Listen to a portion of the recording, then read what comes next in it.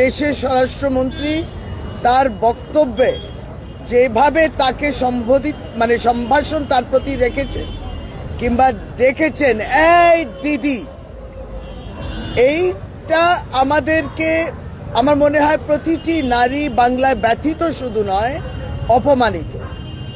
2021 সালেও দেশের প্রধানমন্ত্রী দিদি, ও দিদি এরকম করেছিল কিনা, এইভাবে টোন কেটেছিলেন।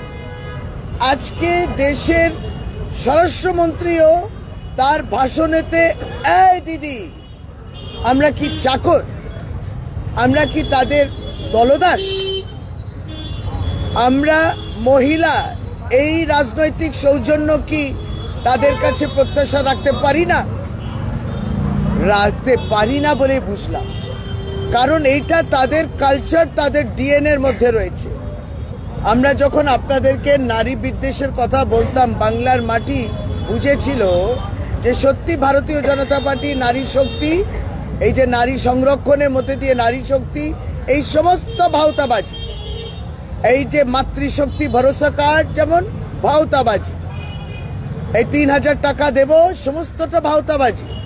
কিন্তু এখন রাজনৈতিক বক্তব্য, একটা নির্বাচনে আসছেন, আপনার প্রার্থীর জন্য আপনারা লড়ছেন ভারতীয় জনতা পার্টি, তারপরে প্রতিনিয়ত আপনাদের ভাষণে আপনারা মমতা বন্দ্যোপাধ্যায়কে অসত্য কথা বলে আক্রমণ করছেন। কিন্তু অন্তত যে নারী, তিনি একজন 7বার করে এমপি সাংসদ ছিলেন, 3বার তিনি মুখ্যমন্ত্রী, 4বার হওয়ার পথে বাংলার রায়ের পরে আপনারা কি করছেন এই মহিলার প্রতি? আমরা বুঝতে পারছি এক নারী সব পে ভারী। আপনারা এসছেন, আপনারা দমাতে পারছেন না, দমানো যায় না, কমানো যায় না, হারানো যায় না। পরিষ্কার বিজেপি, আপনারা হতাশাগ্রস্ত বোঝা যাচ্ছে, আপনারা হারছেন সেটা বোঝা যাচ্ছে, কিন্তু ভাষাটা আপনাদের সংযত করতে হবে।